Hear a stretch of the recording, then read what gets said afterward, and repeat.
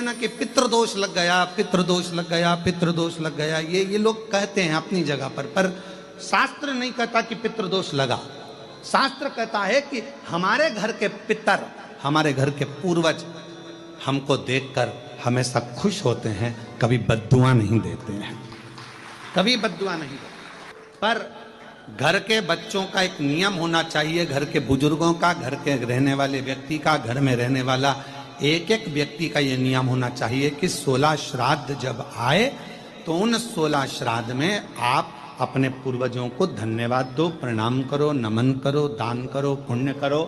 कुछ ना बने तो कम से कम गौ माता को एक रोटी गुड़ रखकर, शक्कर रखकर, मीठा रखकर गौ माता को 16 दिन में एक दिन तो कम से कम गौ माता को रोटी दो। ये श्राद्ध के बावजूद कितना बड़ा हमारा परिवार है, कितना बड़ा। आज के लड़के कहते हैं, आज के जमाने की लड़के कहते हैं, आज के जमाने के बेटा कहते हैं, आज के जमाने की बेटियां कहती हैं हम क्यों बुजुर्गों को माने। अरे भाई मत मानो, पर समझो तो सही, तुम और तुम्हें जन्म देने वाला, एक लड़के को जन्म देने वाले माता और पिता कितने लोग हैं? 2 लोग, माता और पिता। अब तुम्हारे माँ बाप को जन्म देने वाले कहां से हो गए? 2। तुम्हारे माँ बाप को जन्म देने वाले हो गए 4, 2 उधर के, 2 उधर के, एक के द्वारा ही पैदा हो गए क्या? बोलो बोलो, सही है कि गलत है? जम के बोलो। उधर जैसे पत्नी है तो इसके माँ बाप, तभी तो पत्नी हुई है, फिर पति, इसके माँ बाप, तो 2 के कितने हो गए? 4। अब उनके दादाजी के निकालो तो दादा के कितने हो गए? 8। उधर के, इधर के, ऐसे अंदाजा लगाओ 7 पीढ़ी का, ऐसे अंदाजा लगाओ 7 पीढ़ी का।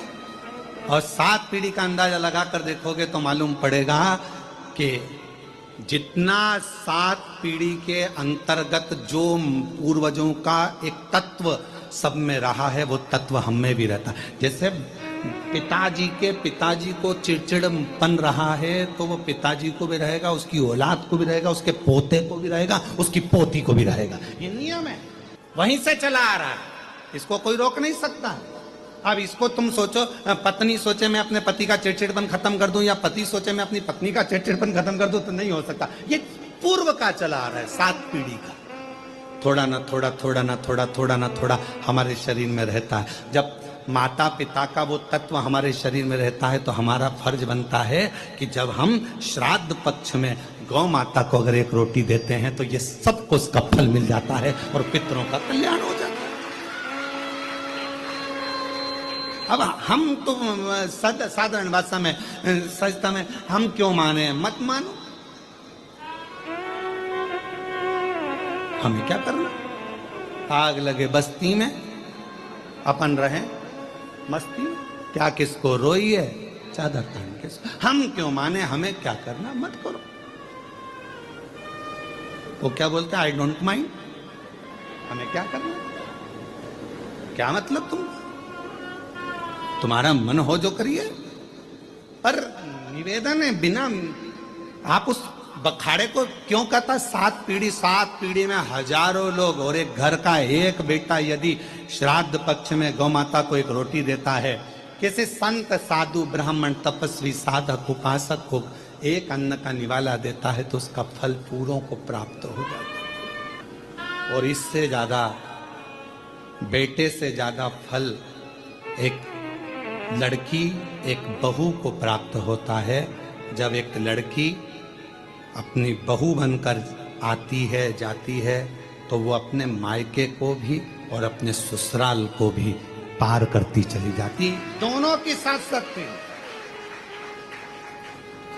ये क्यों? शिव महापुराण में मेरी माताएं, मेरी जीजियां इतनी कथा में बैठती हैं, हमसे लोग कहते हैं तुम्हारी कथा में सबसे ज्यादा महिलाएं आती हैं, तो भाई के प्रति उनका प्रेम है, मेरी बहन है, उनकी प्रियता है। तो कहा आपकी कथा में सबसे ज्यादा महिलाएं जाती हैं, सबसे ज्यादा महिलाएं, तो उनका प्रेम है, मेरी जीजियां हैं, मेरी बहनें, प्रेम है उनका, और उनका आना जरूरी है।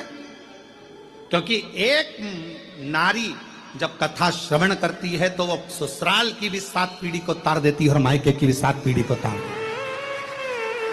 हमको ये महसूस होता है कि लोग कहते हैं कि शिव महापुराण की कथा में दुनिया के लोग जाकर बैठते हैं तो उनका काम क्यों हो जाता है, तो हमको इसलिए लगता है कि इतने सारे शिव भक्तों में कोई ना कोई भक्त एक ऐसा आता है जिसके लिए शंकर अपना कैलाश छोड़कर यहां तक आता है।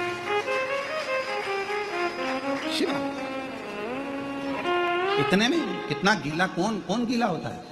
आज के जमाने में आप कथा देखिए, आपके शहर में छत्रपति संभाजी नगर में हो, जलगांव में हो, आपके क्षेत्र में जब कथा हो तो बैठने के लिए वीआईपी व्यवस्था देना पड़ती है, तब कोई कथा में आता है। 25 बार जाके कहना पड़ता है पत्रिका लीजिए, कथा हो रही है, आना जरूर, तब कोई आता है। और इसकी तो सूचना नहीं है, छुपकर करना पड़ रही है, तो भी ढेर लगा हुआ होगी। तो कोई भक्त होगा उससे मिलने के लिए शिवा जाता है। वो एक लाइन, एक गीत की, इतनों में से कोई तो तेरा होगा, इतने शिव भक्तों में से कोई तो तुझे चाहता होगा, और तेरे दिल में कोई तो बसता होगा।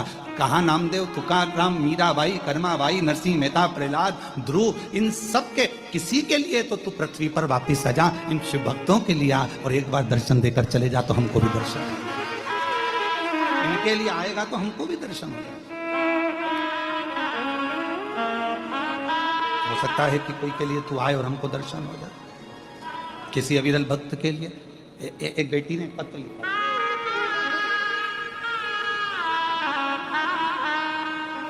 इस बेटी से हमने कल मुलाकात भी करी थी।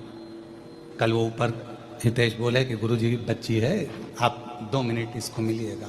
बेटी आई है, आइए बेटी, नहीं आई आज, ठीक है। मैं मीरा बंग, छत्रपति संभाजी नगर की रहने वाली हूँ गुरुदेव। बाबा के एक लोटे जल,